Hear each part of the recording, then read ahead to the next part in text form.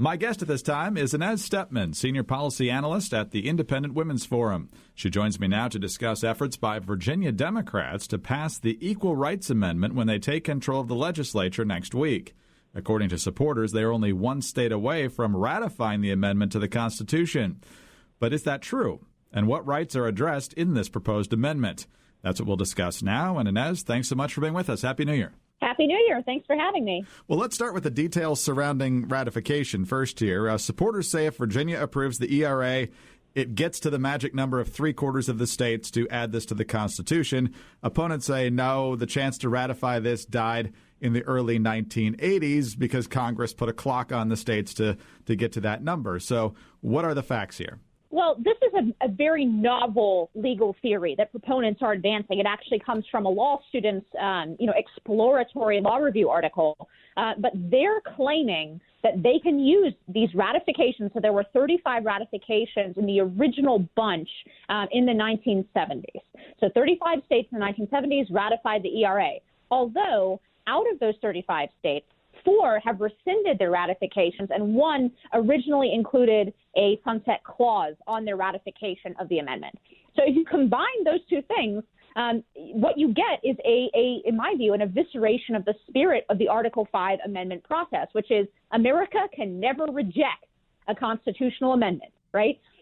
Because it's just a one-way ratchet. And if states, ratified over the course of a couple hundred years for very, very different reasons, you could have an amendment written into the Constitution by a majority in a single state, where the whole rest of the country opposes it. And that really seems not to be the spirit of Article 5 of amending the Constitution, but that's the logical conclusion of where proponents are going with this ratification theory.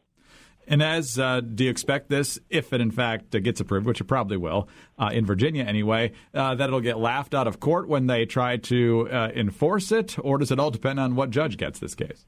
So even according to their legal theories, they still need Congress to remove that deadline. And what they're arguing is they need a bare majority of both houses of Congress. And certainly its chances of passing the Democratic House are very high. Now, the Republican Senate may or may not gain a bare majority. Unfortunately, 2 Republican senators, Lisa Murkowski and Susan Collins, have already declared their support for the ERA. So it will be a slim margin one way or the other. But they do have that additional political step still to take. Even according to their novel legal theories, they still need to drop off the deadline that Congress actually set for itself and for ratification back in 1982. So they just do have that additional step. And then if they hurdle that step, then it will go to the courts. And even though I think that this theory very much opposes the spirit of Article 5, one of the things that courts have done in the past is really left issues like this, political questions, up to Congress. So in the past, they've said, yes, a ratification has to happen over a, quote, reasonable amount of time, but Congress will determine what that reasonable amount of time is. So it will be a legal battle. It could go either way. There are actually strong legal arguments on both sides of whether or not this is a political question. Now, I don't think there are strong legal arguments to say that this is an acceptable ratification process, but there are reasonably strong arguments in the courts to say that these questions should be hashed out by Congress and not by the Supreme Court. So that's all a little bit of complicated legal theory, but I would say that it's a coin toss. I would say that if they manage to get over these political hurdles, if they get Virginia to be by their count, that 38th state, and they manage to win, so there are other court battles, not just the length of ratification, but what I just mentioned in just a few minutes ago about whether or not it's legitimate for states to rescind ratification, right? So that's another legal hurdle they're going to have to get over.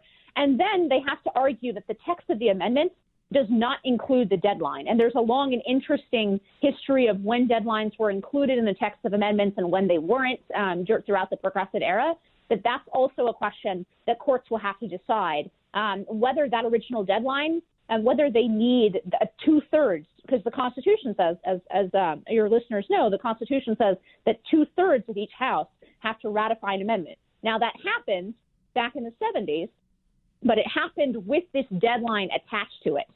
And so one of the legal issues here will be, can proponents separate the text of the amendment out from the deadline? And because they're claiming that they don't need 67 senators, right? They just need a bare majority. And so that's yet another legal issue that will be hashed out. These are questions that actually in the history of a republic we haven't actually confronted yet. So these will be novel issues for the Supreme Court to decide. More severability arguments. Very, very fun. So we've talked about the process here. And Inez, let's talk about what's actually in this. So what does the ERA focus on? So the text of the amendment sounds relatively innocuous. It sounds like something that a lot of Americans could agree. It says that discrimination based on sex, that laws should not be able to discriminate on the basis of sex.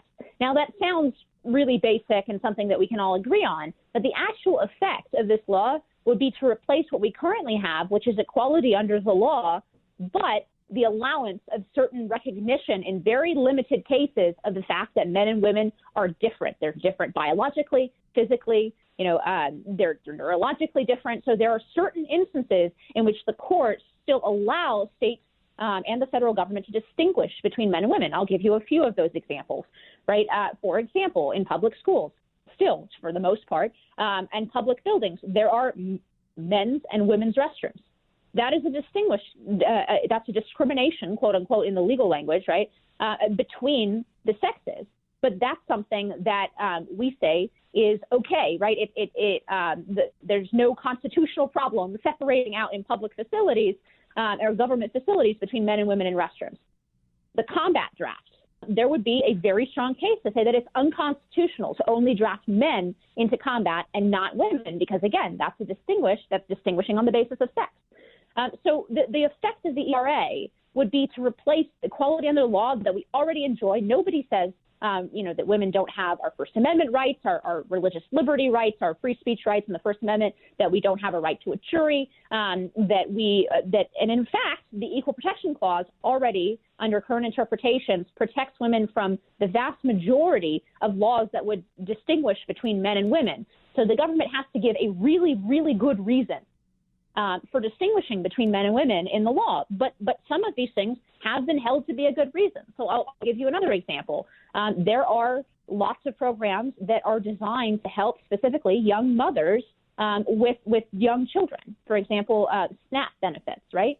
It's an open question as to whether under an ERA, a program aimed at mothers with young children might be a discrimination and a violation of the ERA. So a lot of these programs that are actually designed to help women, to help young mothers, for example, would be constitutionally infirm if we had an ERA. So I think this is a solution in search of a problem that has a lot of unintended consequences that could actually be very negative for women, when in fact women in the United States enjoy the lowest levels of unemployment. We are the majority. We make up the majority of nearly every election. The voters are actually 53% women to men. There's no evidence at all that women are suffering from some kind of widespread discrimination on the basis of their sex in today's America. And instead, when we put in this very, nice sounding amendment, it might have serious unintended consequences that actually prevent the government from being able to pass or to continue programs that recognize the unique vulnerabilities of women in certain instances. We're talking with Inez Stepman, Senior Policy Analyst at the Independent Women's Forum. And Inez, let's give our listeners a little bit of a history lesson here, because the ERA seemed to be on cruise control to being added to the Constitution back in the 70s until a little-known woman named Phyllis Schlafly rallied the troops from around the country to end up stopping it eventually.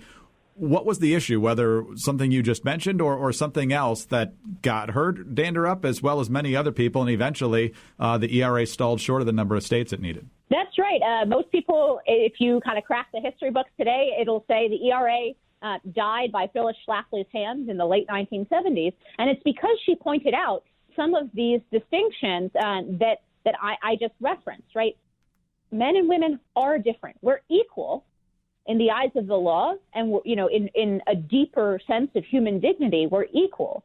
But we're not exactly the same. We're not interchangeable. There are situations in which the differences between men and women, first among them, for example, physical strength, might actually really matter.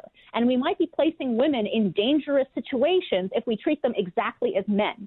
And Phyllis Schlafly made a lot of those arguments, and she convinced Americans that this was not a good idea to enshrine into the Constitution to replace equality under the law with sameness or interchangeability between the sexes is not a good idea.